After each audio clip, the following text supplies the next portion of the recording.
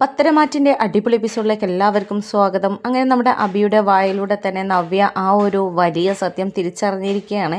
അവന്തിക എല്ലാവരുടെയും മുന്നിൽ അഭിനയിക്കുകയാണ് എന്നും അവളെ ചതിക്കാൻ നോക്കുകയാണ് എന്നും അനിയെ സ്വന്തമാക്കാൻ വേണ്ടിയിട്ടാണ് ഇങ്ങനെ അഭിനയിക്കുന്നത് എന്നുള്ള സത്യം നവ്യ അബിയിലൂടെ തന്നെ തിരിച്ചറിഞ്ഞിരിക്കുകയാണ്.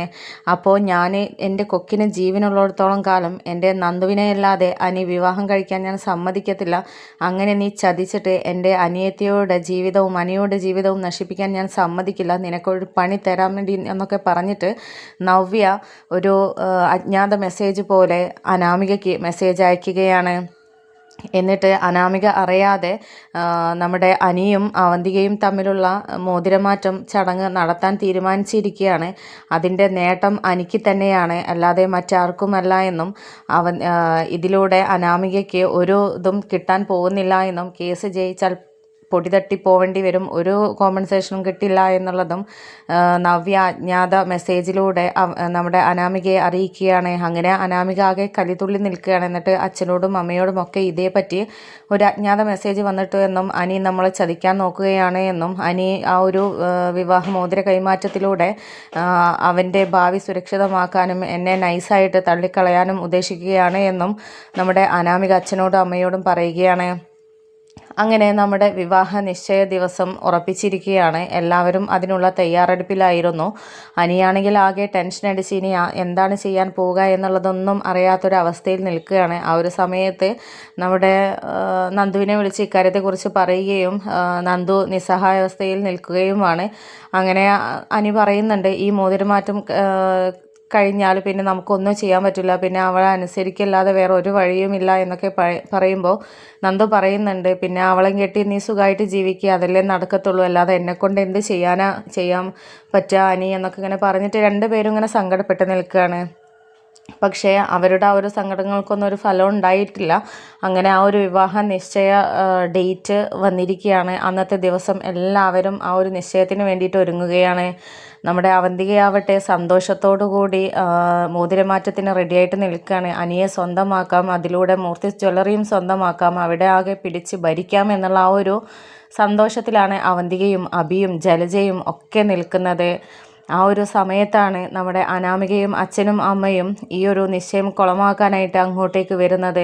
എന്നിട്ട് ഇതെന്തൊരു ഏർപ്പാടാണ്, ഇതൊന്നും ഇവിടെ നടക്കത്തില്ല, എന്നെ എൻ്റെ വഴിക്ക് വിടാതെ എനിക്ക് തരാനുള്ളത് തരാതെ ഇവനെ ഞാൻ സുഖമായിട്ട് ജീവിക്കാനോ മറ്റൊരുത്തിയെ കല്യാണം കഴിക്കാനോ ഞാൻ സമ്മതിക്കത്തില്ല എന്നൊക്കെ പറഞ്ഞ് ആകെ ബഹളം ഉണ്ടാക്കുമ്പോൾ അവിടെ മുത്തശ്ശൻ ഇടപെട്ടിട്ട് വേണുവിനെ തള്ളിയിറക്കാൻ നോക്കുകയാണ്. ആ ഒരു സമയത്താണ് എല്ലാവരെയും ഞെട്ടിച്ചുകൊണ്ട് എല്ലാവരെയും അത്ഭുതപ്പെടുത്തിക്കൊണ്ട് ഒട്ടും പ്രതീക്ഷിക്കാതെ നന്ദു യൂണിഫോമിൽ തൻ്റെ ദൗത്യം ചെയ്യാനായിട്ട് അങ്ങോട്ടേക്ക് വരുന്നത്. അങ്ങനെ മുത്തശ്ശനോടായിട്ട് പറയുന്നുണ്ട്, മുത്തശ്ശൻ ഞാൻ ഇവിടെ ഒരു കുടുംബക്കാരിയെ പോലെയല്ല വന്നത്, എൻ്റെ ഡ്യൂട്ടി ചെയ്യാനാണ് വന്നത്. എനിക്കൊരു പരാതി കിട്ടി, ആ പരാതിയുടെ അടിസ്ഥാനത്തിൽ എനിക്ക് കേസെടുക്കാതിരിക്കാൻ എനിക്ക് നിവർത്തിയില്ലായിരുന്നു, അതുകൊണ്ട് ഞാൻ എൻ്റെ ഡ്യൂട്ടി ചെയ്യാനാണ് വന്നത് എന്നൊക്കെ നന്ദു പറയുകയാണ്. എന്നിട്ട് എനിക്ക് നമ്മുടെ അനാമിക ഒരു പരാതി തന്നിട്ടുണ്ടായിരുന്നു, ഇവിടെ അവളെ കേസ് തീർക്കാതെ ഒരു വിവാഹമോചനം നടക്കാതെ മറ്റൊരാളെ കല്യാണം കഴിക്കുന്നത് അത് ഒരു അനിയുടെ ഭാര്യ എന്നുള്ള നിലയിൽ ഇപ്പോഴും നിലനിൽക്കുന്നത് കൊണ്ട് തന്നെ ആ പരാതി എനിക്ക് കേട്ടേ പറ്റുള്ളൂ.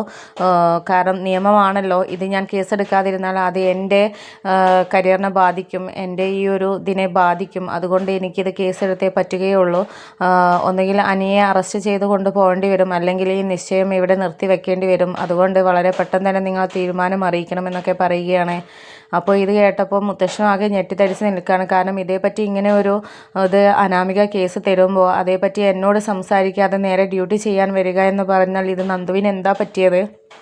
നന്ദു ഇങ്ങനെയൊന്നുമല്ലായിരുന്നല്ലോ, എന്തും എന്നോട് പറയാറുണ്ടായിരുന്നല്ലോ എന്നൊക്കെ മുത്തശ്ശൻ ചിന്തിക്കുന്നുണ്ടായിരുന്നു. അങ്ങനെ ആ സമയത്ത് അനിയാണെങ്കിൽ വളരെ സന്തോഷത്തോടു കൂടി നിൽക്കുകയാണ്. എങ്ങനെയെങ്കിലും ഈ ഒരു നിശ്ചയം കുളമായാൽ മതിയായിരുന്നു എന്നുള്ള ആ ഒരു പേടിയിൽ നിൽക്കുന്ന സമയത്താണ് ഒരു ദേവതയെ പോലെ തൻ്റെ നന്ദു തന്നെ മുന്നിൽ പ്രത്യക്ഷപ്പെട്ടിരിക്കുന്നത്. അതിൻ്റെ ആഹ്ലാദം മുഖത്ത് തന്നെ പ്രകടമായിരുന്നു. അങ്ങനെ മുത്തശ്ശൻ അനിയുടെ ഒരു ഭാവമാറ്റവും നന്ദുവിൻ്റെ ഭാവമാറ്റവും ഒക്കെ ശ്രദ്ധിക്കുന്നുണ്ടായിരുന്നു. അതേസമയത്ത് നയനയും അത് ശ്രദ്ധിക്കുന്നുണ്ടായിരുന്നു.